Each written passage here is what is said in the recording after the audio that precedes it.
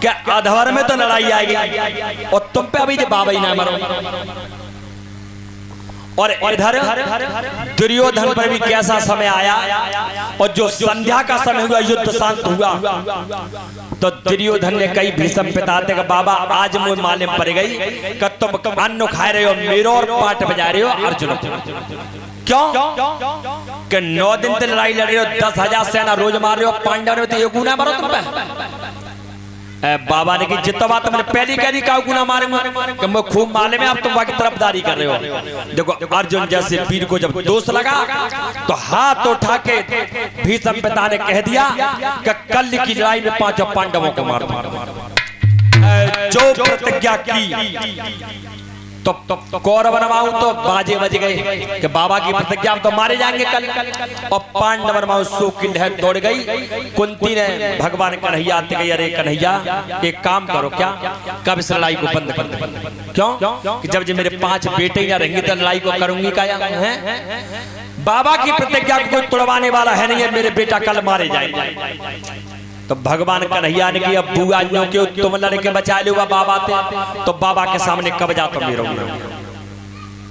हाँ पर अगर द्रौपदी को अगर तुम्हें बुरा ना लगे तो मेरे साथ कर दो। अगर कैसे तीर तुक्का बैठ गो तो अगर बात बन गई तो बचा दूंगा 5। तो कुंती ने कोई बात ना बेटा ले जा, द्रौपदी तो तुम्हारी बहन है।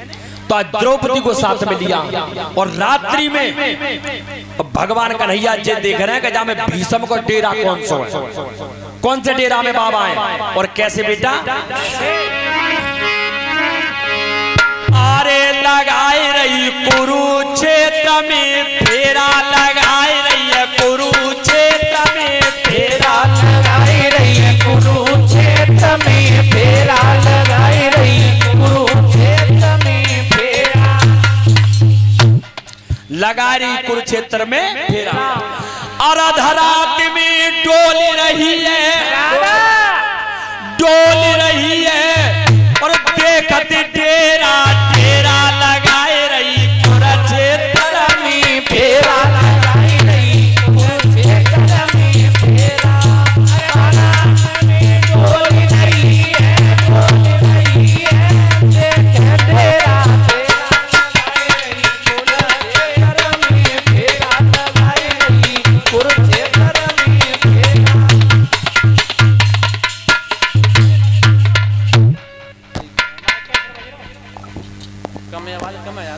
अर्धरात में डोल रही है, देखत डेरा डेरा लगा रही कुरुक्षेत्र में फेरा।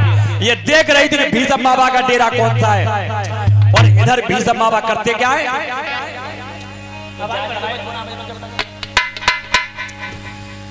अरे माला घूम रही है भीष्म की, रही है बाबा की और रणकोट टंगीरो सहरा लगाई रही है कुरुक्षेत्र में फेरा।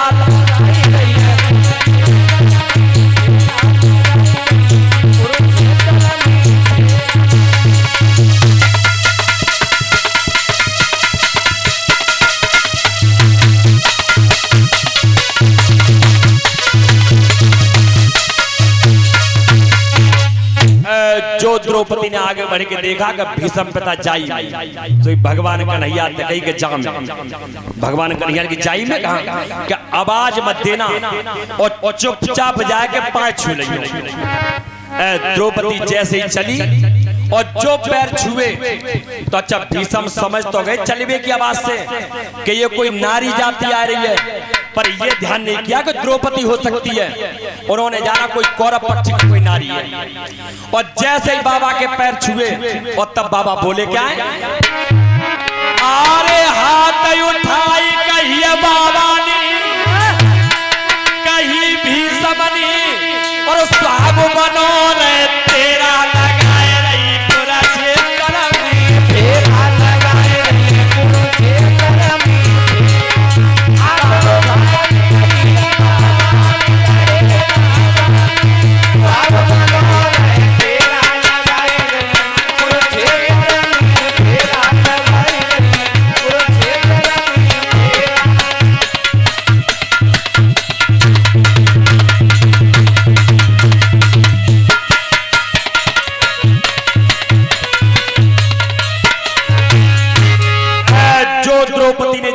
पाए छुए बाबा के, सोई बाबा ने कह दी जा बेटा तेरा सदा सुहाग बनो रहे। सोई लौटे आई भगवान कन्हैया ने क्या कही, कन्यो कही तेरे सदा सुहाग बनो रहे कि अब लौट के दोबारा जा। अब बाबा ते आवाज दे के जो पूछियो, बाबा कल तो तुम कह रहे कि 5 पांडवों को मार दूंगा और आज तुम न्यू कह रहे हो सदा सुहाग बनो रहे। अरे सुहाग जब तो बनो रहे हो जब ये 5 जिंदे रहेंगे। द्रौपदी के झटका लगा और बाई पाए लौट के द्रौपदी। और जो बाबा ते आवाज देगी जो बाबा बाबा, जो भीष्म ने द्रौपदी की आवाज पहचानी तो भीष्म की नवज पठा पे झटका मारेगी, मुक्का माले पत्ते जो द्रौपदी है। तब द्रौपदी बता बेटा कैसे आई, कि बेटा आई जाके लाऊं मैं बाबा तुम्हारे पास, कि दोनों बात तुम्हारी है, जो कल कही गई बाहर रखोगे, जो अब कही गई तार रखोगे। उसी समय भीष्म समझ गए। तब कहा बेटा इसका जवाब तो मैं दूंगा ही, पर तू अब एक काम कर। और क्या बोले, भीतर बाई बुलाए के लइए, बुलाए के लइए और सलागीर जो तेरा लगाए बुला तेरा लगाए पूरा भीतर बाई बुलाए के लइए, बुलाए सलागीर जो तेरा लगाए पूरा तेरा लगाए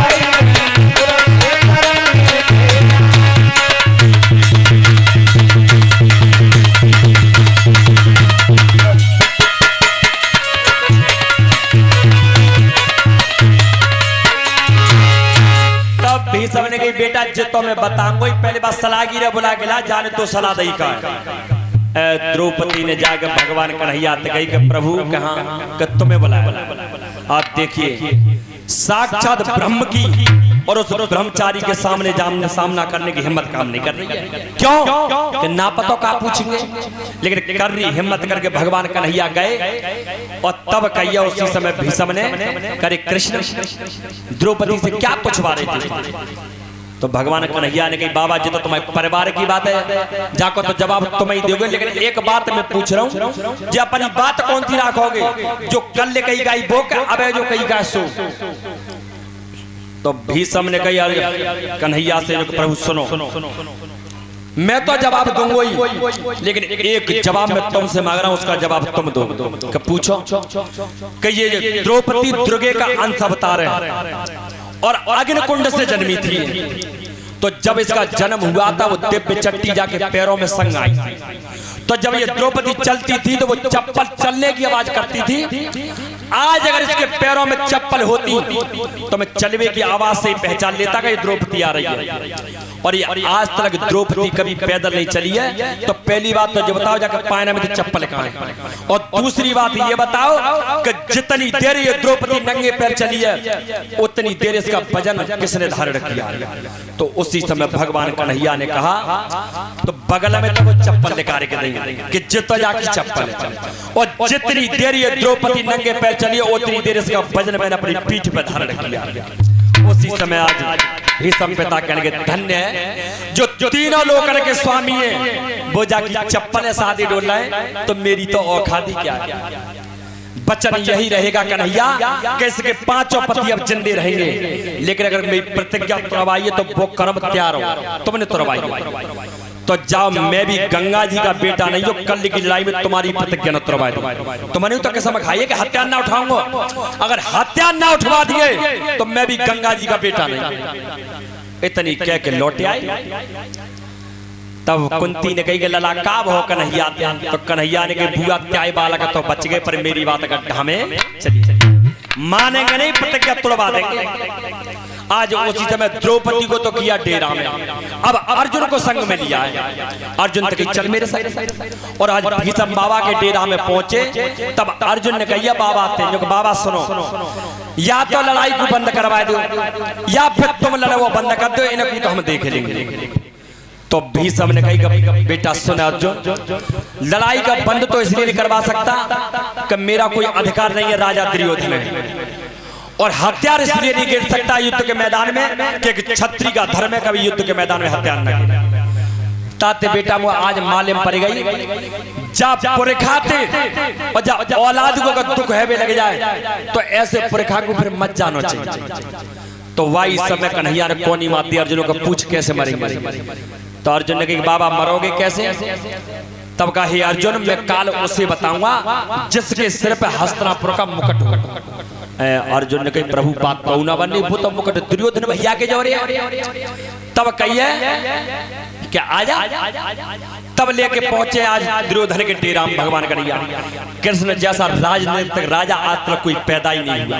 कितने चतुर थे।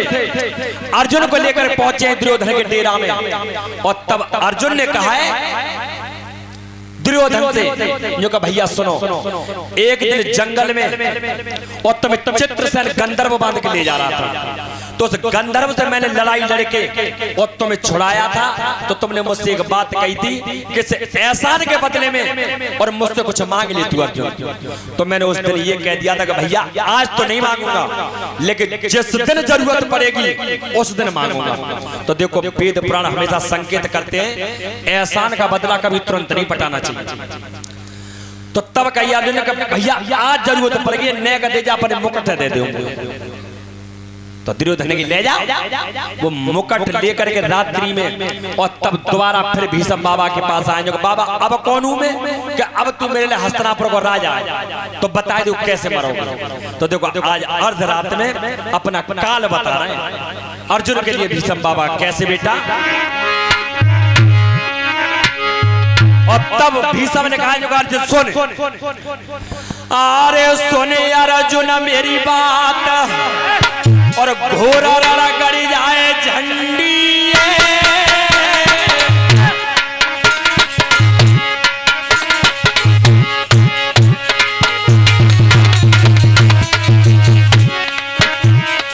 अरे घोड़ा गड़ी जाए झंडी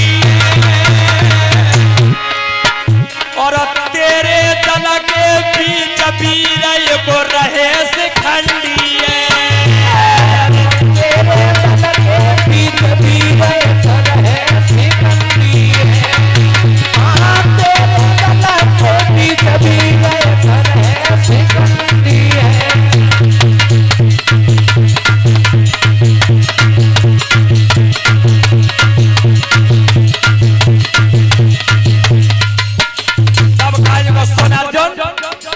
तेरे दल में शिखंडी नाम का वीर है।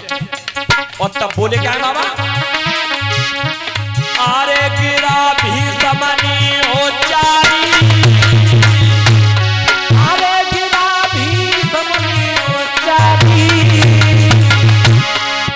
और अब पिछली बताऊं बात तो वो काया से नारी पिछली बताऊं बात तो वो काया से नारी पिछली बताऊं बात तो वो काया से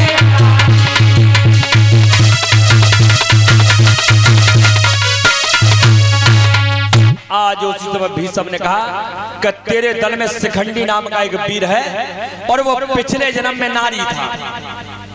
तो देखो भैया जो ये शिखंडी जो था वो पूर्व जन्म में अंबा अंबिका और अंबालिका तीन बहन थी। तो भीष्म इनको जीत करके लेके आए थे। तो जो अम्मा नाम की लड़की थी वो राजा सालब को अपने मन में पति मानती थी उनके नाम का लोटा चढ़ाती थी। तो जब रास्ता में भीष्म लेके आए रहे तो उस अम्मा नाम की लड़की ने कहा तुम मुझे लेके तो जा रहे हो लेकिन मैंने अपने मन में पति राजा सालब को माना।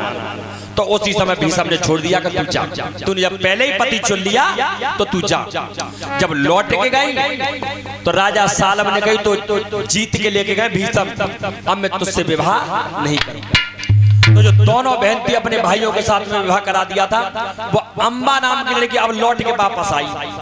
तब कही कि उनने ना राखी अब तुम लेके आए तो तुम राखोगे। भीष्म ने कि तुम्हें पता नहीं मैं तो अखंड प्रतिज्ञा जीवन भर में शादी नहीं करूंगा मैं तो। अब फिर लौटाते अब अम्बा नाम की लड़की रोती हुई जा रही थी। तो बीच में मिल गए देवसी नारद।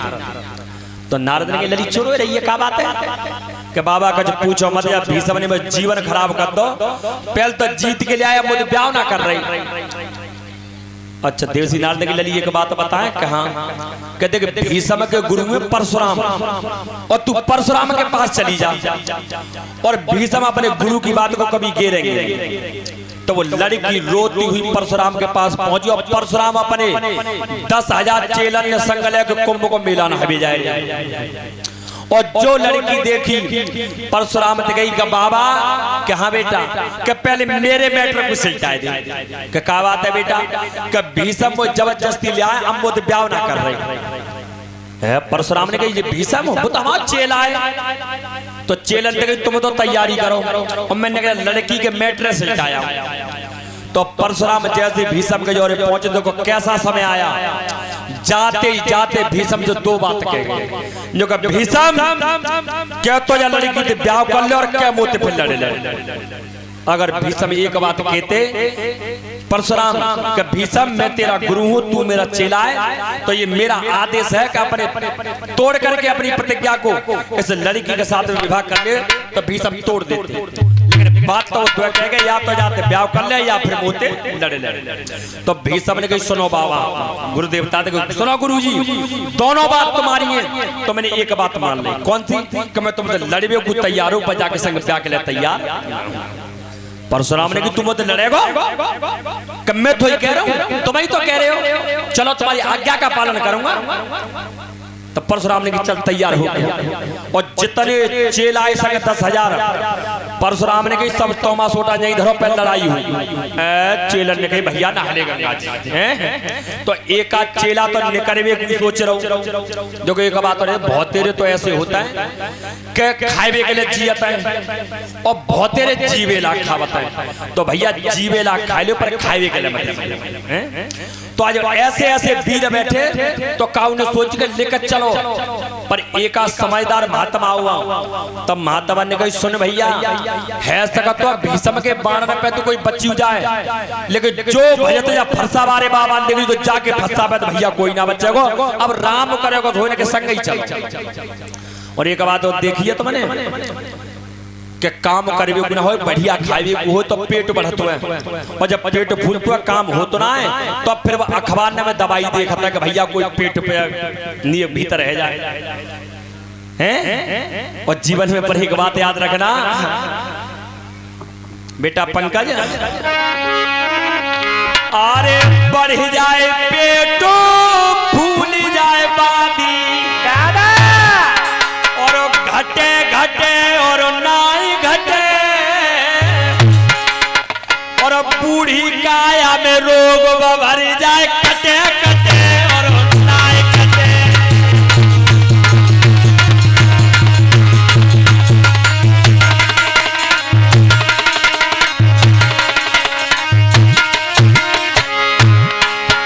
अरे अन्ना भैंसा मारा गया और हटे हटे और नाई हटे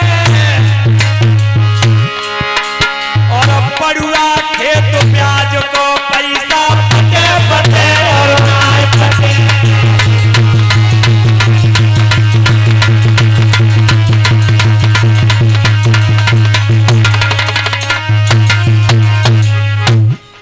जीवन में याद रखना जरूरी ना ब्याज को पैसा पटी जाए कब को मुंह चली जाते ब्याज के चक्कर में।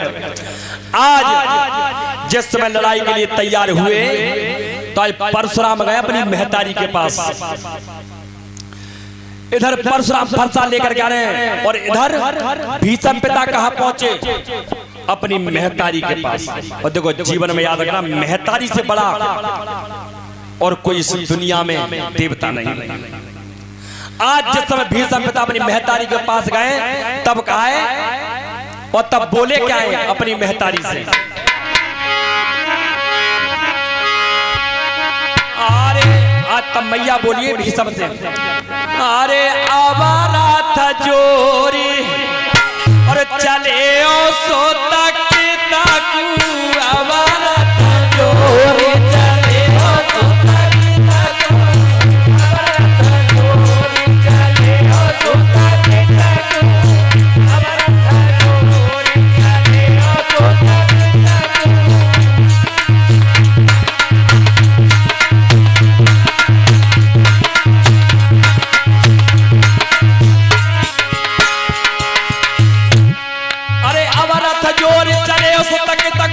माँ पूछती है तुमको, बेटा माँ पूछते है तुमको।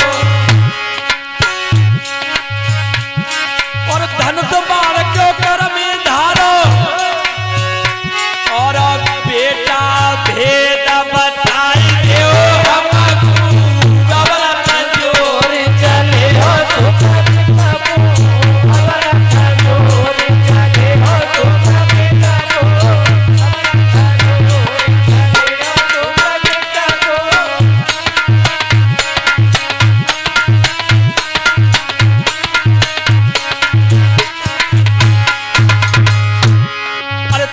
जवाब दयो भीषम ने माँ समझाऊं तुमको, मैया ने समझाऊं तुमको। और परशुराम जो गुरु हमारे, और कोई तो को बेचारे देखो हमको। जोरी चले हो सुख अबर जोर चले हो सुख।